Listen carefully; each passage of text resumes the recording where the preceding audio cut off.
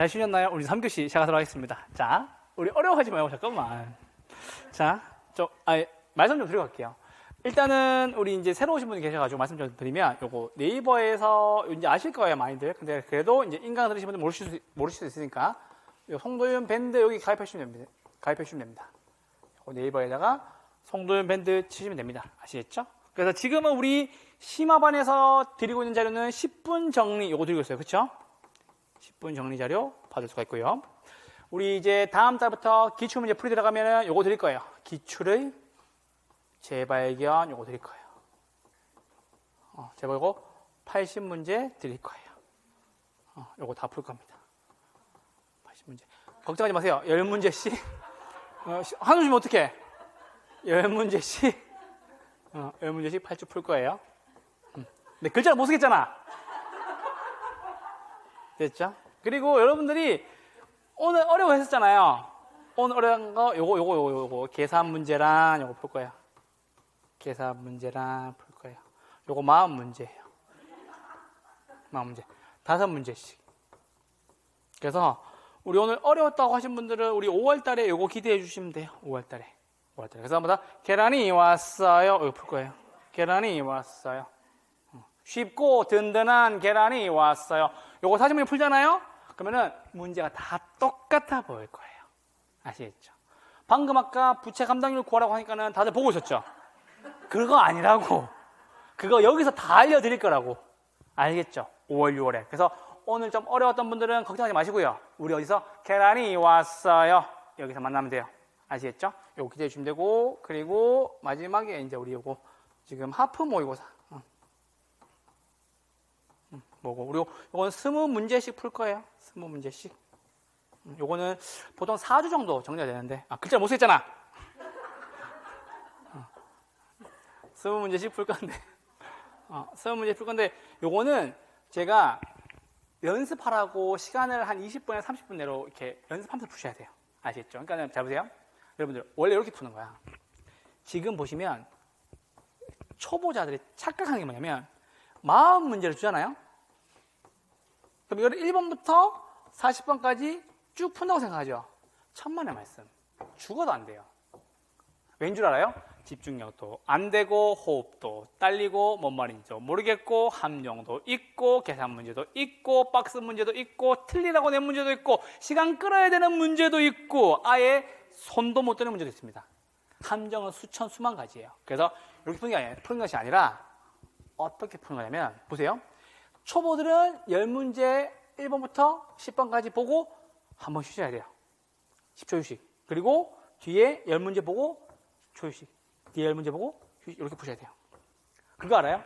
입으로 숨 쉴 때보다 코로 숨 쉬어야 뇌가 빨리 온도가 떨어져서 뇌가 잘 굴러가는 거 알아요?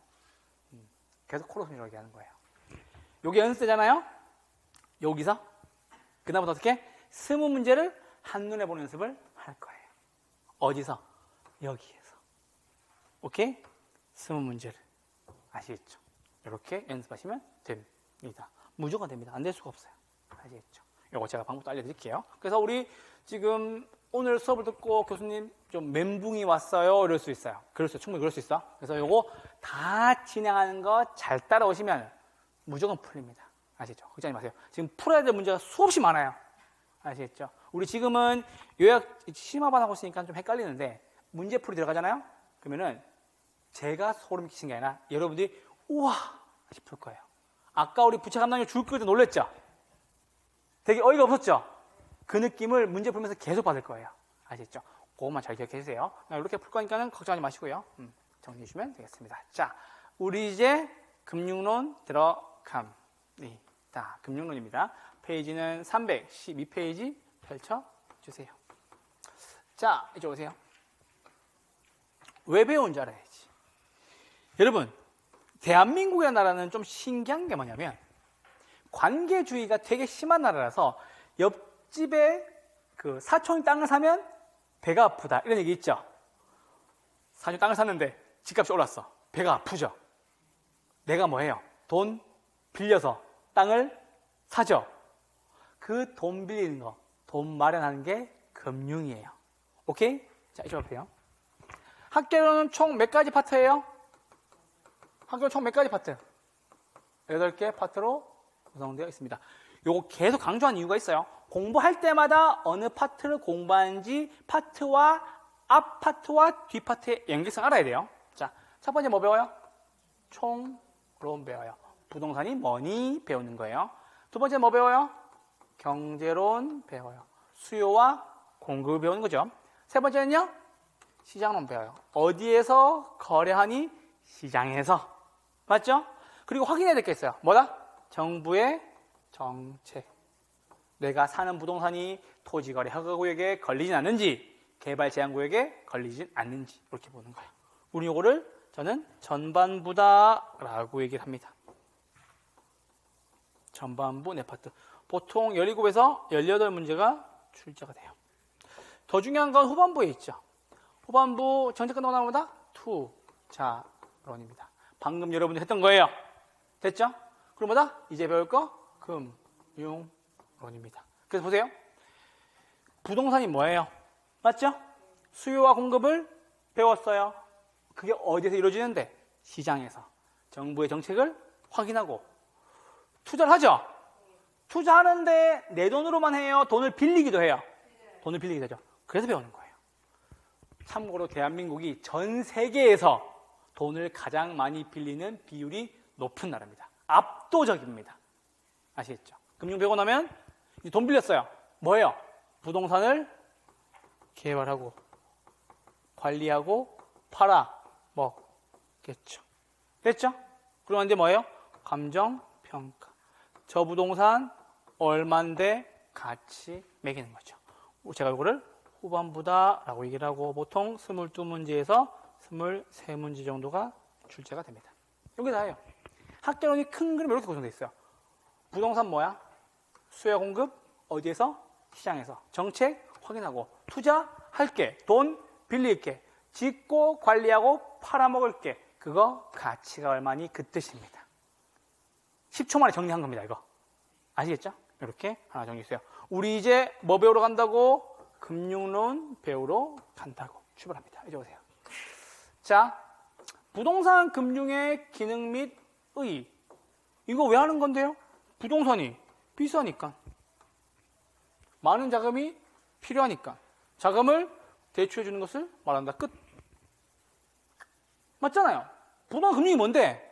부동산 비싸니까 돈 빌리는 거가 끝. 됐죠? 부동산 금융은 주택금융과 토지금융으로 나누어져 있으며 주택금융이 중심적인 역할을 하고 있다. 물어보세요. 봐봐. 두 가지예요. 소비자에게 돈 빌려주는 것도 있고, 오케이? 건축업자에게, 개발업자에게 뭐다? 빌려주는 것도 있다. 두 가지예요.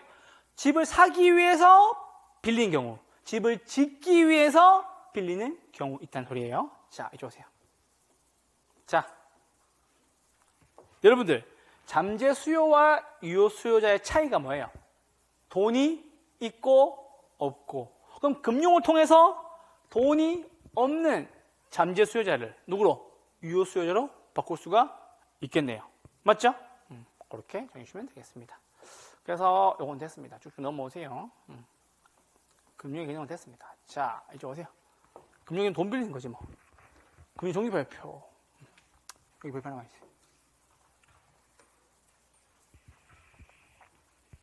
자, 여러분, 금융은 돈을 빌리는 거다라고 얘기를 했지만 엄밀하게 말하면 돈을 빌리는 것뿐만 아니라 돈을 구하는 것, 마련하는 것도 포함이 돼요. 무슨 말이냐면 보세요. 여러분들, 돈을 구한다는 것이 남한테 빌릴 수도 있죠. 이게 여러분이 떠올리는 거예요. 우린 그것을 부채금융이다라고 얘기하는 거예요. 감 잡았죠 지금? 돈을 빌리는 거예요 얘는. 자, 지분금융이라는 건 뭐냐면 돈을 마련하는 건 마련하는 건데 내 거를 떼주고 마련하는 거예요. 무슨 일 볼게요. 자, 우리 집에 차가 2대가 있다 칩시다. 차가 2대가 있어요. 근데 한 대를 잘 안 써. 한 대를 갖다 팔아서 돈 마련했어요. 이거 내 거 팔아서 돈 마련한 거죠. 우린 그것을 지분금융이다라고 얘기한다고요. 무슨 말이 알겠죠? 그러다 내 거 팔아서 돈 마련했다. 무슨 금융? 지분금융. 보세요, 여러분들. 봐봐. 지분이 누구 돈인데? 내 돈이잖아. 내 돈으로 돈 마련했다. 됐죠? 그럼 보세요. 주식회사가 주식을 발행하거나 법인이 지분을 판매했다. 내 거 판 거예요. 아시겠죠? 그래서 만약에 지분금융이 궁금하다 하시면 특정 회사의 주식을 절반 이상 소유하시면 주주총회에 오라 그럴 거예요. 가가지고 의결권 행사하세요. 왜? 내 거니까. 아시겠죠? 그 말씀 드리는 거예요. 그래서 지분금융은 뭐다? 내 거 팔아서 돈 마련했다라는 뜻입니다. 우리 요거를 종류만 알고 계시면 돼요. 종류만. 그래서 뭐다? 신디케이트, 조인트 벤처, 부동산 투자 회사. 요거 리츠라고도 얘기해요. 증자 그리고 펀드. 그렇게만 찍어주면 됩니다. 보통 주는 당연히 주식이니까 됐고. 자, 여러분들 신디케이트 이렇게 읽는 거예요. 신디케이트가 아니라 신디케이트라는 뜻이에요. 무슨 말이냐면 요거는 음악을 좋아하셔야 되는데요. 옛날에 우리 신디사이즈 밴드라는 얘기 들어봤어요? 막 키보드도 있고 드럼도 있고 이런 거. 몰라요? 모르면 됐어요. 자, 뭐냐면 이거는 투자자 모집하는 거예요. 투자자 모집형. 무슨 말이냐면 옛날에 우리 한 2, 3년 전쯤에 그 강릉이나 양양 쪽에 펜션 개발한다고 막 투자자 모집합니다 하는 거 봤죠? 그거 지금 무슨 말이냐면 나 이렇게 건물 지어서 너한테 지분 줄 테니 너 돈 넣으세요. 그 뜻이죠? 이거 무슨 말이냐면 투자자를 모집한다는 소리예요. 그러면은 거기에 누구 돈 들어가요? 내 돈 들어가죠. 내 돈 집어넣어서 사업한다는 소리예요. 그러니까 신디라는 말이 합쳐져 있다라는 소리고 케이트가 함께라는 뜻이에요. 그래서 요거 투자자 합동조합입니다. 라고 씁니다. 투자자 합동조합.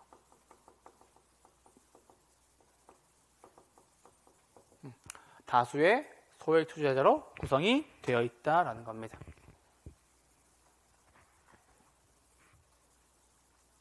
어디 가면 또 볼 수 있냐면 여러분들 시골길 가다 보면은 사과로 유명하거나 포도로 유명한 곳 그런데 가면은 이렇게 왜 포도를 쭉 놓고 파는 곳 있죠? 그런 것도 대부분 다 신디케이트예요. 왜? 자기 포도 들고 와서 거기 자리에 돈 내고 투자한 거예요. 아시겠죠? 그렇게 정해주시면 되겠습니다. 그래서 요것만 보시면 돼요. 다수의 소액 투자자로 구성되어 있다. 부동산을 본다면 옛날에 우리 3년 전에 강릉에 펜션에 투자하세요. 그런 게 싹 다 신디케이트예요. 개발업자 돈이 없어가지고 불특정 다수를 상대로 투자해달라고 하는 거예요. 누구 돈 넣은 거예요? 내 돈 넣은 거죠. 그래서 우린 그걸 신디케이트라고 얘기하는 겁니다. 조인트 벤처는 어렵지 않아요. 얘는 누구냐면 얘는 기관 투자자가 하는 거예요. 아까 얘는 다수가 있죠. 불특정 다수를 대상으로 하는 거예요. 얘는 뭐냐면 얘는 큰 손들이나 아니면 은행들 그리고 기관 투자자들이 들어가는 거예요. 아시겠죠? 그래서 신디케이트와 조인트 벤처 차이는 다수냐 소수냐 차이예요. 신디케이트는 다수, 조인트 벤처는 소수. 아시겠죠? 야, 조인의 그 뜻이에요. 벤처끼리 조인한다 그 뜻이에요. 아시겠죠? 그래서 조인트 벤처입니다. 부동산 투자 회사는 리츠라고도 얘기합니다. 리츠. 요건 어디 가서 볼 수 있냐면 여러분 혹시 주식 하시면 주식시장에 리츠라고 치면 어마어마하게 많이 나와요. K탑 리츠, SK 리츠, 롯데 리츠. 그거 뭐 하는 회사냐면요. 부동산 투자하는 회사예요. 어떻게 하는 거예요, 교수님? 이라고 물어본다면 그 리츠 회사의 주식을 사시면 그 돈이 투자회사로 들어가서 투자회사의 전문가들이 부동산 투자해서 수익금을 주는 거예요. 됐죠, 지금? 이거마다 주식. 이거마다 주식이다라는 소리예요. 됐죠? 증자는 공모해서 불특정 투자로부터 돈 모은 거고, 그리고 펀드는 알고 계실 거라고 생각합니다. 요즘 ETF가 유행이죠. Exchange Trade Fund. 그렇죠. 펀드. 그래서 지분금융은 5개예요. 신디케이트, 조인트 벤처, 리츠, 증자, 펀드. 보통 주는 주식이니까 됐고요. 계속 쭉 보세요. 지분금융은 5가지예요. 신, 조, 리, 증, 펀. 신조리, 증, 펀 하시면 됩니다. 신조리, 증, 펀. 신조리, 증, 펀입니다. 됐죠? 신, 조, 리, 증, 펀입니다. 됐죠? 지분금융 내 거 팔아서 돈 마련한다라는 소리입니다. 자, 부채금융 넘어올게요. 부채금융은 어떻게 하는 거냐면 저당 설정하거나 사채를 발행해서 타인 자본을 조달합니다 라고 체크하시면 됩니다. 무슨 말이냐? 자, 보세요. 아까 지분금융은 차 2대 중에 한 대를 팔았죠? 근데 이번엔 그거예요. 여러분들, 차 안 팔고 차를 이용해서 돈을 빌릴 수 있는 방법이 있어요. 뭐가 있어요? 자동차 담보 대출. 이번 달에 교수님 끝났어요. 자동차 담보 대출 다 갚았어요. 뿌듯해요. 자, 보세요. 지분금융은 차를 팔아서 돈 마련했죠? 부채금융은 자동차를 담보로 맡기고 돈 빌리는 거예요. 그럼 그거는 내 돈이 아니고 누구 돈이겠어요? 남 돈이죠. 타인 자본을 조달한다는 소리예요. 이건 방법이 너무 많아서 됐습니다. 방법이 너무 많아요. 이건 외울 필요가 없어요. 됐죠? 저당, 신탁, 회사채, 주택상환사채, PF 등등 너무 많아요. 이거 넘어보시면 되겠고.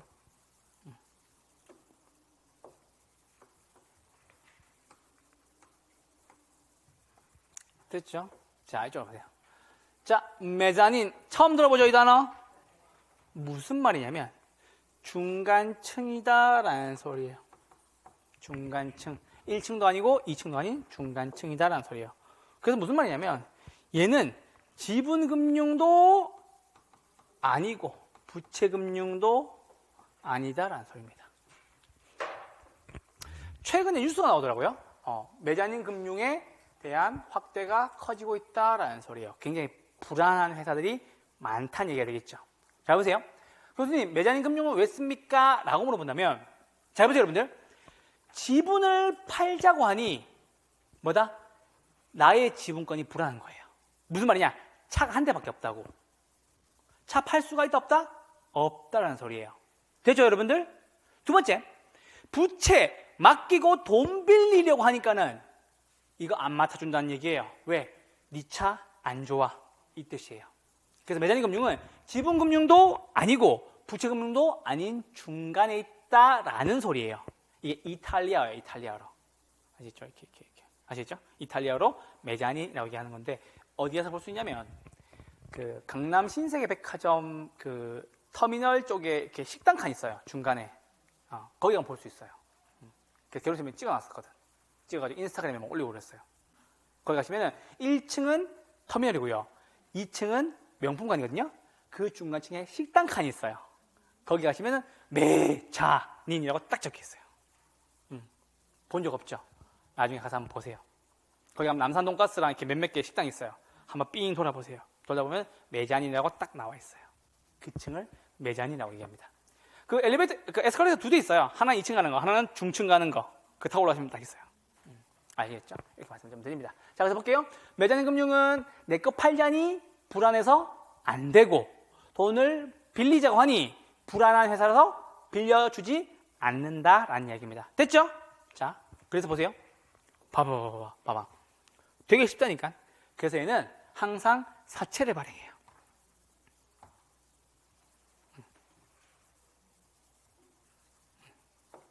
요것도 있어. 교환사채. CB라고 얘기하는데 교환사채. 얘네마다 사채를 발행해 자꾸. 최근에 이 전환사채 비율이 엄청나게 올라간대요. 나중에 보통시 바꿔주는 거. 기사에 나오더라고요. 항상 아침에 한 신문 한 두세 개를 보고 오는데 전환사채 비율이랑 이런 것들이 많이 올라간대요. 교환사 있네요. 됐습니다. 그래서 보세요. 자, 신주 인수권부 사채, 전환사채, 교환사채. 이거 왜 이렇게 잘해요? 자, 보세요. 신주, 인수권부, 사채, 전환, 사채, 교환, 사채, 선순위, 후순위, 대출. 마지막마다 우, 선주, 상환, 선주. 이렇게 찍어주세요. 후순위 대출. 그 혹시나 그 은행 지나가다가 보면은 아파트 후순위 대출 이런 거 본 적 있어요? 있죠? 그게 이거예요. 메자닌 금융이에요. 쉽죠? 그거예요. 아시죠? 그 아파트를 팔기도 싫고 그 아파트를 맡기고 돈 빌릴 수도 없는 상황이라면 너무 실전을 많이 알려주면 안 되겠어. 아시겠죠? 그 뜻입니다. 알겠죠? 그래서 매자님 금융은 역시 5개예요. 신, 전, 교, 후. 아시겠죠? 신전교, 후. 그럼 보세요. 문제 이렇게 나온다고. 다음 중 지분금융을 골라라. 1번 신주 인수권부 사채, 2번 조인트 벤처, 3번 리츠, 4번 증자, 5번 펀드. 답은 1번 되겠죠. 그러니까 신신을 조심하셔야 돼요. 신디케이트랑 신주 인수권부 사채는 아예 다른 겁니다. 사채 붙으니까 무슨 금융? 매자님 금융이라는 소리예요. 아시겠죠? 조심하셔야 될 게 있어요. 이쪽 올라와 보세요. 사채 분다 날 괴롭혀. 잘 보세요. 회사채는 사채가 아닙니다. 아시겠죠? 수채상환사채도 사채지만 뭐에 해당한다? 부채금융에 해당한다라는 소리입니다. 얘는 집이 있잖아. 얘는 회사가 있잖아. 얘는 다 근거가 있는 것들이니까. 그래서 보세요. 지분금융 몇 개? 5개. 맞죠? 신, 조, 리, 증, 펀, 신디케이트, 조인트, 벤처. 리츠는 부동산 투자회사예요. 아시겠죠? 증자, 펀드. 이렇게 5개였습니다. 매자님 금융도 역시 5가지입니다. 첫 번째마다 신주 인수권부 사채. 신주를 인수한다는 조건으로 보는 사채입니다. 두 번째는 전환 사채. 바꿔주는 거예요. 교환 사채. 역시 성격 비슷해요. 마지막, 네 번째, 후순위 대출. 선순위 아니에요. 후순위 대출. 마지막 뭐? 우선주. 우선주인데, 요거 시험 문제에 나와야 되는데, 요거 상환 우선주로 하나 찍어주세요.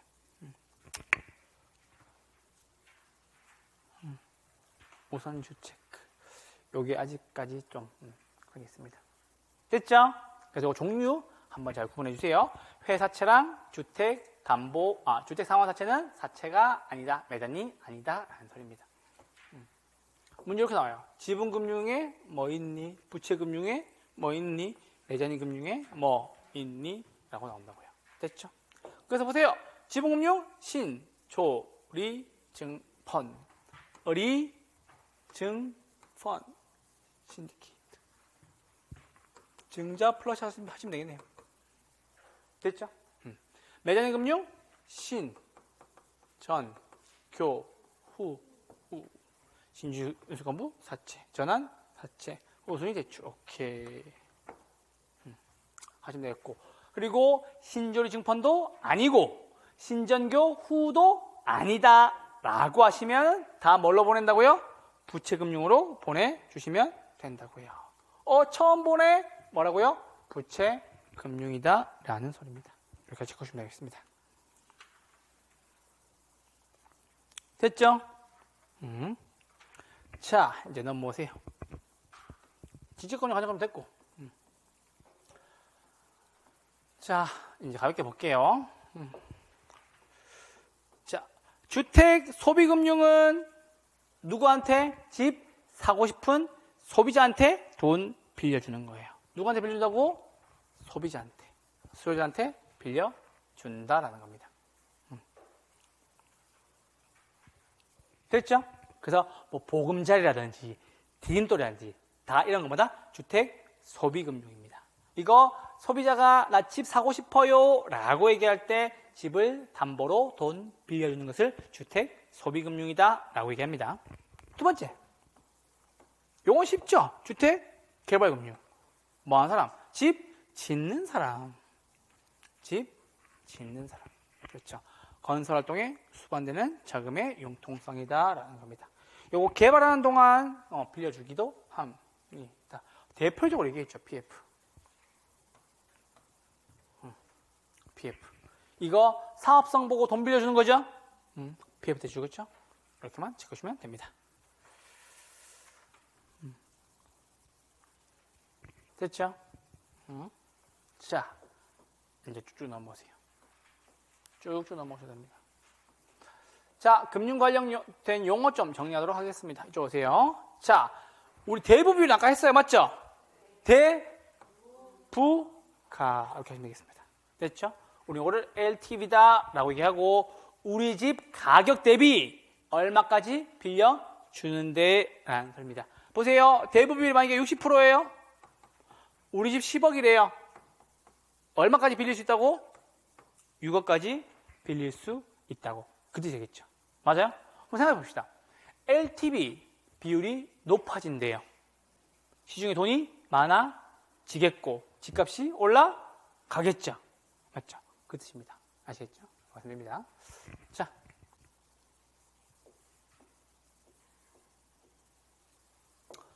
총부채 상환 비율 DTI 체크해주세요. DTI 체크. DTI 체크해주세요. 자, I가 이제 연소득이다. 이건 알죠? 이게 인컴이니까. 자, 원리금 상환액을 데빗, 즉 빚이다라고 얘기하는데, 빚이다라고 얘기하는데 조심하셔야 돼요. 잘 보세요. 원리금 상환액은 여기 쓰셔야 돼요. 주택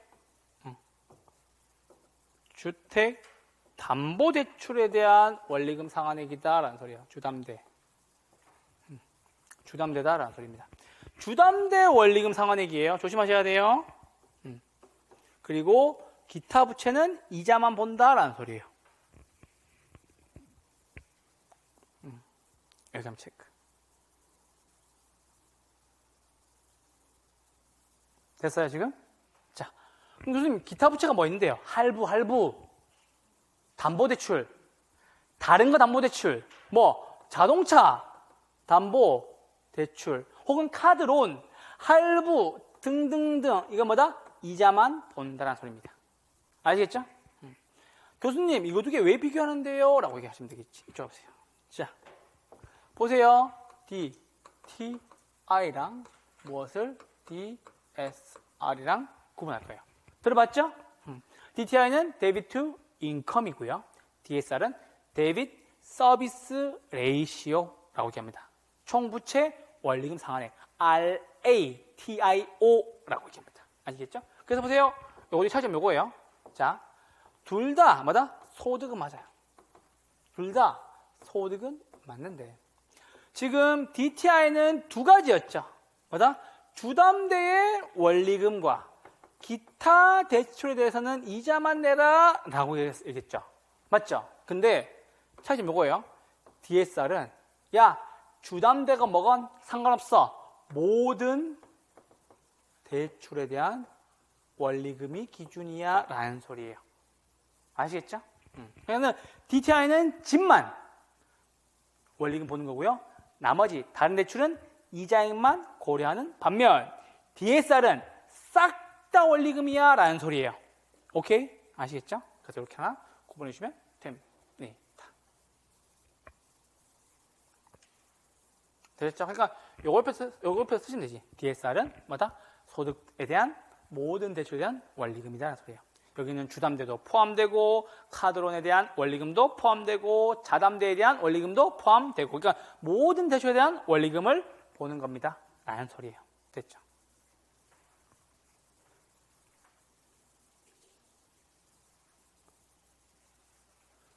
되셨나요? 모든 대출의 원리금 됐죠? 자, 이쪽 오세요. 자, 이거 조심하셔야 돼요. 원리금, 상환액, 부채, 서비스액, 월부금이라고 물어보는 경우도 있습니다. 월부금은 원리금 상환액이죠. 원리금 상환액.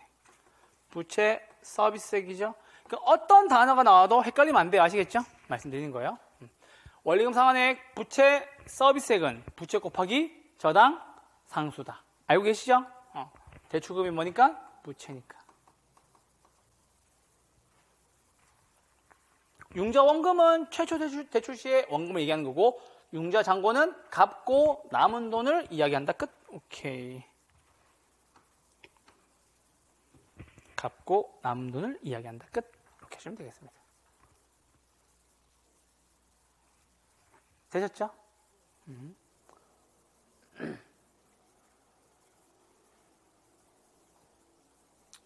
됐나요? 오케이. 자, 요거 하나만 발표해 줍시다. 2번의 발표. 잔금 구할 때는 뭐 쓴다고? 연금의 현가계수 쓴다고 이거 지문에서 줍니다. 고민할 필요가 없다라는 소리입니다.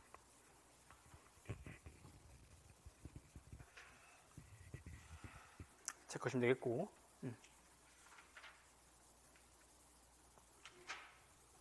됐어요? 오케이. 자, 다시 보세요. 다시 잔금이에요. 잔금 나오면 뭐 떠올리라고? 연금의 현가계수 떠올리라고. 그래서 잔금 비율은 연금의 현가계수의 전체분의 연금의 현가의 무슨 기간? 남은 기간이다 라는 소리입니다. 됐죠?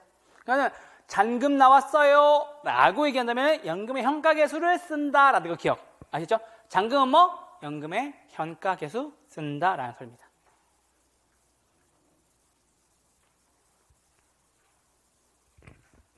시험 문제 어떻게 나왔는지 알아요? 저 봐봐요. 시험 문제에서 뭐라고 얘기했냐면 이렇게 나왔어. 융자 잔금을 구하래요. 계산 문제였어요, 참고로. 융자금 구하래요. 계산 문제였어요. 그리고 어떻게 된지 알아요? 원리금 상환액이 54만 원이래요. 연금의 현가계수의 잔여 기간이 171.06이래요. 이거 지금 주더라고. 이거 구하래요. 이거 두 개 곱하면 답 나오겠죠? 9,237만 원이거든요. 답 얼마? 9,237만 원. 이렇게 문제 나왔었다고요. 방법을 알면 계산 문제 푸는 거고, 모르면 어찌할 바를 모르는 거고. 이게 나는 기억자도 모른다라고 할 때 이때 쓰는 말이에요. 이거 두 개 곱하면 되는데 모르는 거지 어떻게 풀어야 될지 말씀드리는 거예요. 아시겠죠? 이런 문제 나올 수 있으니까 말씀을 드립니다. 자, 넘어오시죠. 상환 비율입니다. 상환 비율은 갚은 돈이죠? 맞죠? 갚은 돈. 갚은 돈 비율 더하기 남은 돈 비율은 뭐다? 1이 된다. 끝. 이것만 알고 계시면 됩니다. 되셨죠? 오케이. 자, 이제 쭉쭉 넘어오세요.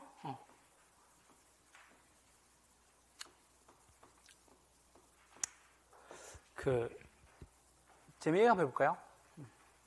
이거 저당을 모기지라고 있죠? 이렇게 자르는 거예요. 모기지. 몰트 게이지. 이게 죽은 돈이란 뜻이에요. 죽은 돈. 죽은 돈. 어원이. 그래서 안 써도 돼요. 이걸 왜 써요? 시험 안 나와요. 모기지가 죽은 돈이 뜻이에요. 무슨 말이냐면 우리 종이 한 장밖에 안 되죠. 이거. 엄밀하게 말하면. 그래서 죽은 돈이라고. 그 종이에 숫자 써져 있지만 받을 권리도 있지만 얘는 살아있는 돈 아니죠. 죽은 돈이라고. 그래서 우리는 오늘 모기지라고 얘기하는 겁니다. 이것만 알고 계시면 됩니다. 넘어오세요. 쭉 넘어오세요. 나중에 가서 흘러가는 걸 가르치기 위해서 말씀드린 거예요. 자, 이제 와보세요. 이제 여러분들이 실제로 보는 거니까는 좀 쉬울 겁니다. 이제 와보세요. 자, 우리 이제 이자 배울 거예요. 이자. 이자를 다른 말로 하면, 이자를 한자로 하면 뭐가 돼요? 이자를 한자로 뭐다? 금리가 되겠죠. 금리는 두 가지가 있네요. 첫 번째는 처음부터 끝까지 안 변하는 무슨 금리?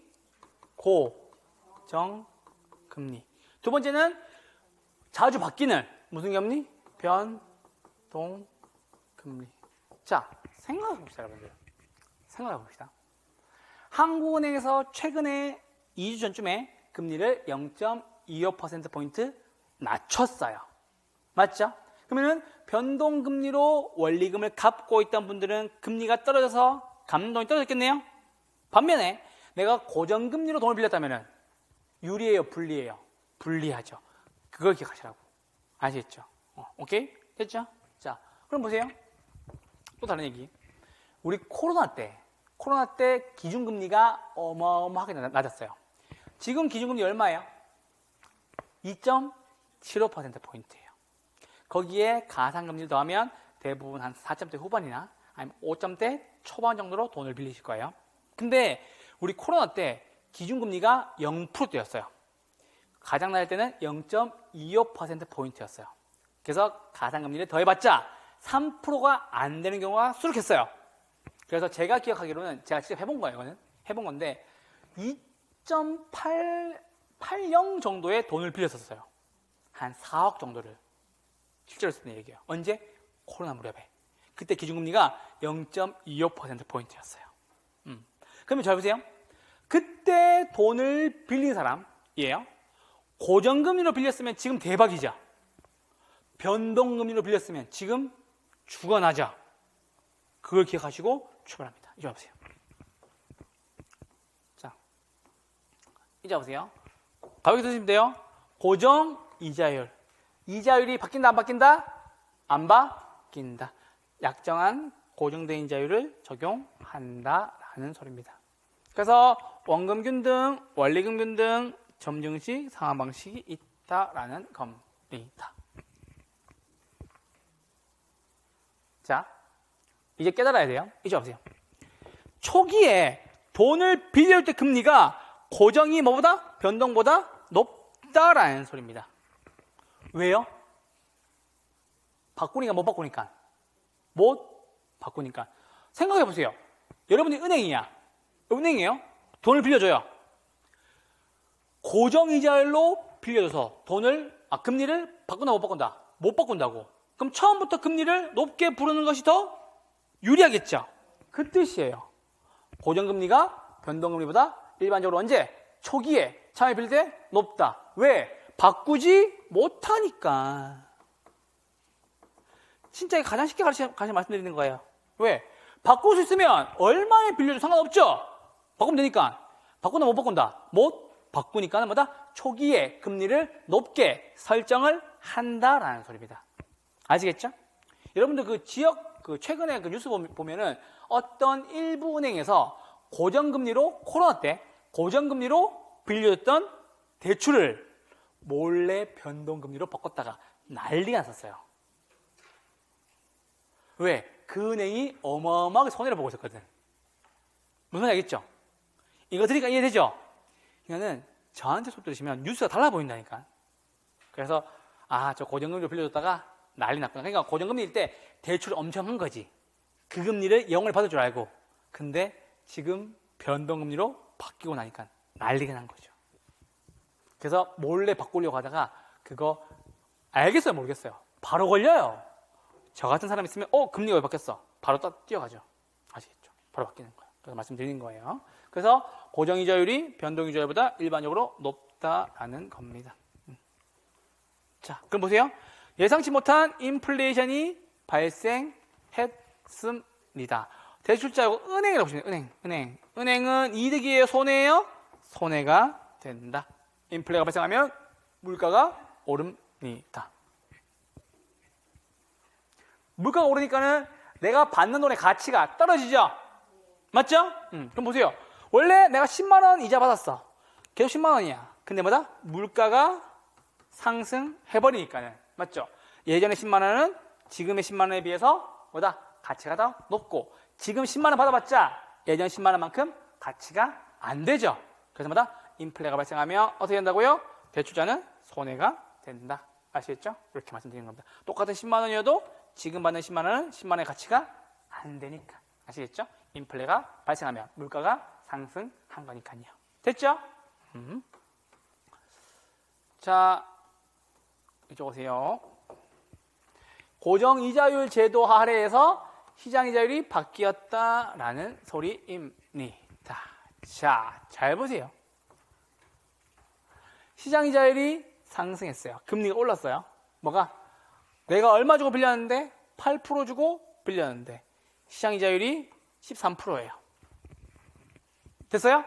자, 나 돈 얼마 주고 빌렸다고? 8% 주고 빌렸다고. 근데 시장이자율이 밖에 이자율이 얼마라고? 13%라고. 가만히 있어야 돼요. 돈을 갚고 다시 빌려야 되겠어요. 가만히 있어야 되겠지. 그렇죠. 그래서 보세요. 차입자는 가만히 있는다라는 소리입니다. 대출자에다 은행이라고 쓰시면 돼요. 은행. 그럼 안 어렵지. 자, 2번의 경우를 잘 보세요. 2번의 경우. 내가 얼마 주고 돈 빌렸다고? 8% 주고 돈 빌렸다고. 근데 시장금리가 3%예요. 우린 빨리 뭐 해야 돼요? 돈 빌려서 갚아야 되죠. 맞죠? 우린 그것을 대환대출. 갚기 위해서 돈 빌린다는 뜻입니다. 대환대출.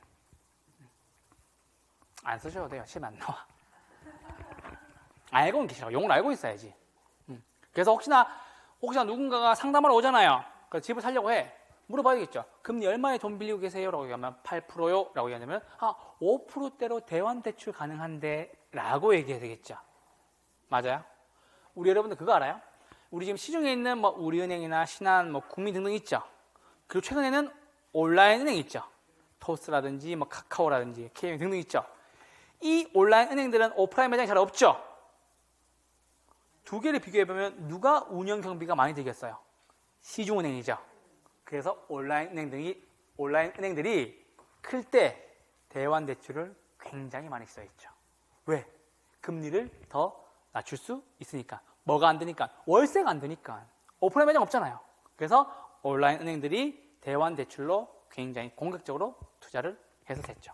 실제로 지금 뭐 온라인 은행들은 되게 크게 많이 발전하고 있습니다. 참고로 말씀드리면. 그래서 말씀을 드린 겁니다. 뭐 토스라든지 뭐 K뱅크 등등등. 아시겠죠? 말씀드립니다. 그럼 보세요. 자, 차입자예요. 만기 이전에 기존의 융자를 조기 상환하고 다시 돈 빌리는 것이 좋다라는 소리입니다. 이거 하지 말라고 조기 상환에 대한 수수료를 때리는 거잖아요. 아시겠죠? 사실 여러분들 중개사의 가장 대단한 능력은 어디에서 발휘되냐면 대출에 대해서 빠삭하게 알고 있으면 성공할 가능성이 높습니다. 아시겠죠? 그래서 말씀드린 거예요. 자, 그래서 시장이자율이 떨어지는 경우에는 뭐다? 조기 상환하고 재융자 받으세요. 은행은 뭐 하는데요? 은행은 수수료 부과합니다. 끝. 이렇게 체크해주세요. 됐죠? 그래서 볼게요. 대출 시점에서 고정금리, 주담대 금리가 뭐보다? 변동금리보다 높다. 왜요? 바꿀 수 없으니까. 됐죠? 시장이자율이 낮아지면 됐죠? 조기 상환하는 것이 유리하다라는 거 체크. 그러니까 개론쌤 보는 것처럼 따라와줘야 돼요. 됐죠? 자, 고정금리를 실행한 기관은 금리가 떨어지면 조기 상환으로 의한 위험이 커진다라는 소리입니다.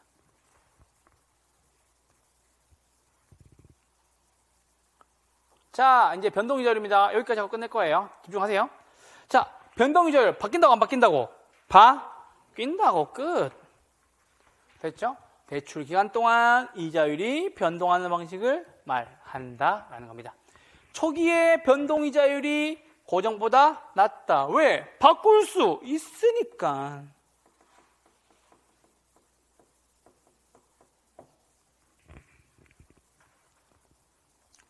됐죠?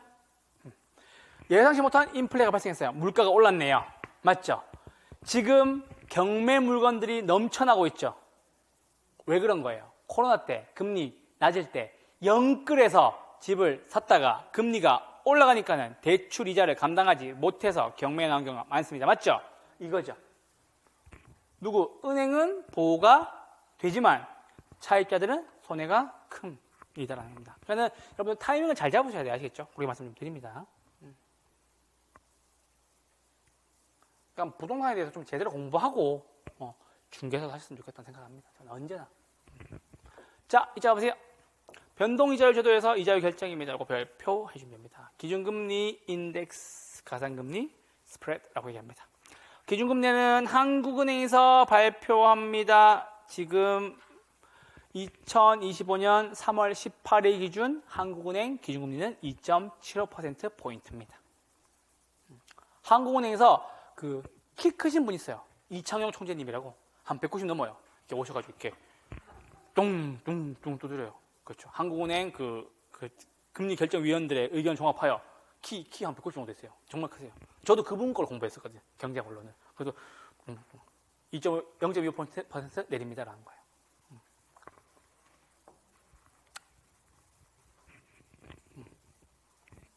그래서 0.25%를 스텝이라고 얘기하고 0.5%를 빅 스텝이라고 얘기하고 0.75%를 75%포인트를 자이언트 스텝이라고 얘기해요. 스텝이다 그러면 2% 떨어지는 거예요. 됐죠? 자, 여기 보시면 그래서 기준금리 한국은행에서 발표해 준다라는 말씀드렸어요. 자, 가산금리 요거를 이해하셔야 돼요. 요건 뭐냐면 여러분들 직업, 연봉, 신용도 등등에 따라서 달라지는 거예요.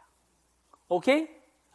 뭐하다? 신용도, 연봉 등등에 따라서 달라질 수가 있다.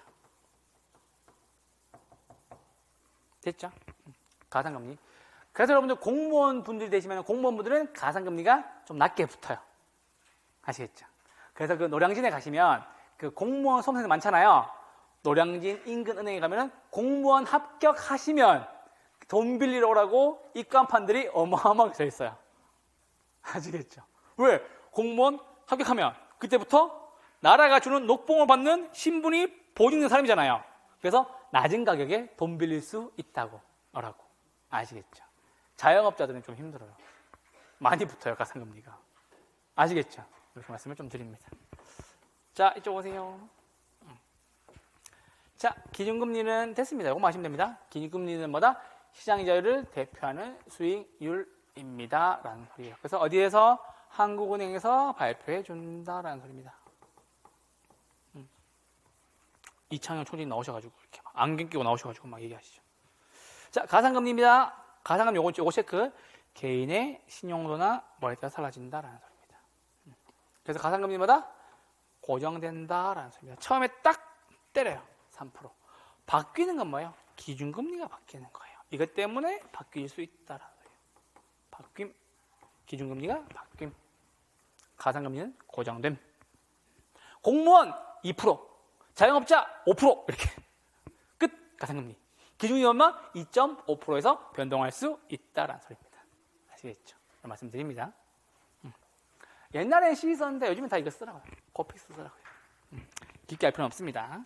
자, 이쪽으로 넘어오시죠.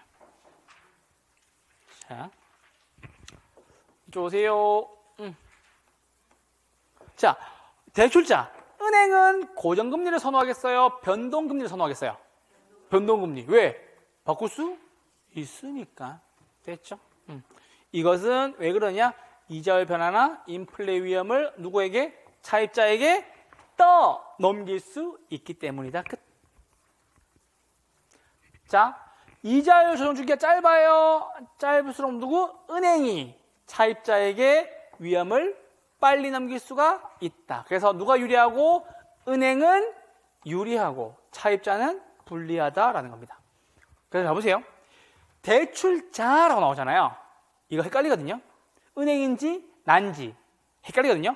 학개론에서는 무조건 대출자는 은행이에요. 대출 기간, 돈 빌려 주는 사람 아시겠죠? 꼭 기억하세요.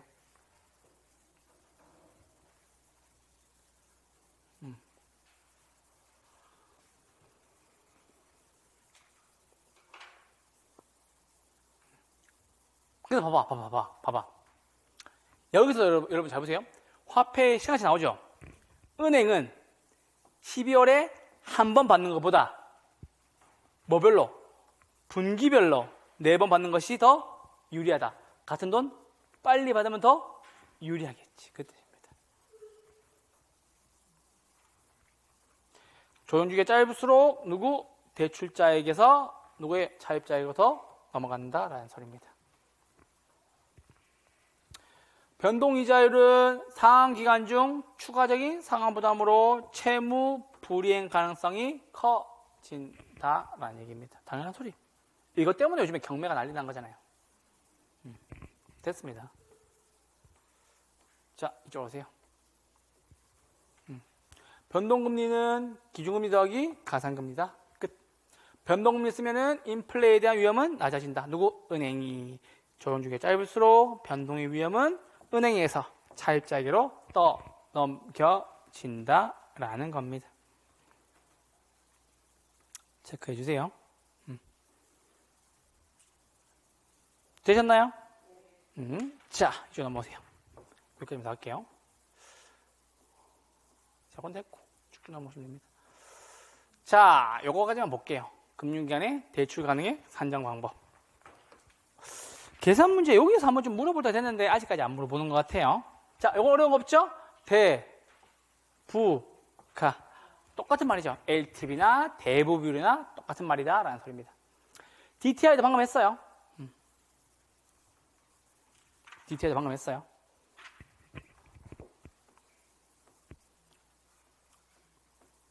됐죠? 그리고 1번과 2번 비교한 것도 정리를 해드렸습니다. 맞죠? DTI는 뭐다? 주담대 원리금만. DSR은 뭐다? 모든 대출에 대한 원리금이다 라는 소리입니다.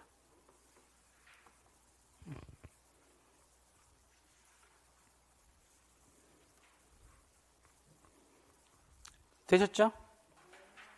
이렇게 내고 자, 이쪽으로 보세요. 자, 상가 대출 가능 금액의 산정. 자, 대부분 똑같이 됐고, 이건 됐고. 부채 감당률은 어떻게 구한다고요? 순위업소득이 부채 서비스액이다. 요거 하나만 체크해 주시면 됩니다. 됐어요, 지금? 오케이. 이렇게 해주시고, 우리 문제 하나만 잠깐 보시죠. 요거 나중에 보여드릴게요. 요거 안 나오면 나중에 보여드릴게요. 빠른 계산은. 자, 이쪽으로 보세요. 자, 이 문제를 왜 풀 거냐? 작년 문제. 작년 문제. 맞죠? 자, 이쪽으로 보세요. 이걸 맞췄다고 좋아하시더라고. 자, 보세요. 담보가치 얼마? 5억. 얼마까지 빌려주는데? 70%. 5억에 70%면 얼마까지? 3억 5천. 57에 35. 이거 할 줄 알죠? 그래서 얼마까지? 3억 5천만 원까지 빌려준다라는 이야기입니다. 됐죠? 오케이? 자, 두 번째입니다. 요게 중요해요. 소득 얼마? 6천만 원. DTI 얼마? 60%라는 소리입니다. 됐어요? 자, 그럼 보세요. 따라서 갈게요. 60%는 인컴이 지금 얼마예요? 6천만 원이죠. 맞아요? 그럼 위에 얼마 와야 되겠어요? 66에 36. 3,600만 원입니다. 됐죠? 3,600만 원이 부채액이에요? 부채 서비스액이에요? 부채 서비스액이죠. 맞죠? 그럼 나 얼마까지 빌릴 수 있는데? 3,600만 원까지 빌릴 수 있다는 소리가 되겠죠. 그럼 우리는 부채 서비스액이나 부채액을 구해야 되겠죠? 부채액은 밑에 뭐다? 저당 상수 얼마? 0.1. 맞죠? 부채 서비스액 얼마? 3,600만 원. 부채 서비스 얼마? 3,600만 원. 요건 자릿수만 바꾸면 되죠. 부채액 얼마? 3억 6천만 원. 이렇게 하시면 되겠죠. 됐어요? 자, 이리 와보세요. 이거 헷갈리면 안 돼요. 자, 부채는 위에 뭐? 부채 서비스액을 저당 상수로 나눈 값이다 라는 소리입니다. 됐죠? 우리 요거 두 개 바꿀 수 있죠? 맞아요? 저당 상수는 무엇을? 부채 서비스액을 뭘로? 부채로 나눌 수 있다. 맞죠? 부채 서비스액은 두 개의 곱이죠? 무엇에? 부채 곱하기 저당 상수. 됐죠? 요거 안 되신 분들 요거 하라 그랬죠? 10은 죄송해요. 5는 10 나누기 2. 요것도 바꿔도 되죠? 2는 10 나누기 5. 10은 5 곱하기 2. 됐죠? 그래서 요건 자유자재로 수주하셔야 돼요. 아시죠? 뭐랑 바꾼다? 분모랑 얘랑 바꾼다. 됐죠, 지금? 자, 그래서 볼게요. 자, 그럼 보세요. 자, LTV 기준으로 3억 5천, DTI 기준으로 3억 6천 빌릴 수 있어요. 맞죠? 둘 중에 큰 거, 작은 거? 작은 거. 그럼 답은 3억 5천이에요? 맞아요? 이러면 틀린다고.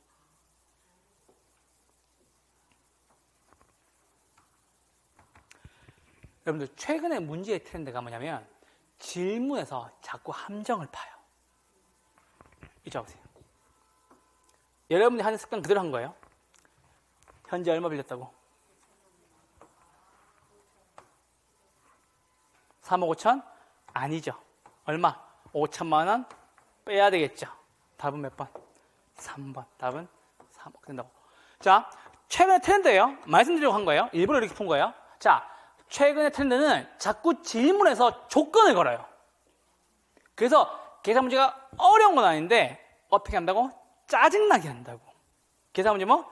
짜증나게 푼다고요.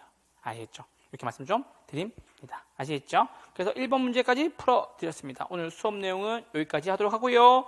323페이지까지 정리를 해드렸습니다. 저희 잠깐 쉬었다가 우리 10분 정리 5분만 하면 돼요. 5분만.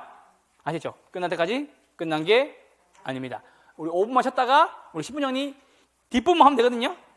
10분만 보고 가요. 5분만 보고 5분만. 아시겠죠? 잠깐 쉬었다가 우리 10분 정리 하도록 하겠습니다. 잠깐만요.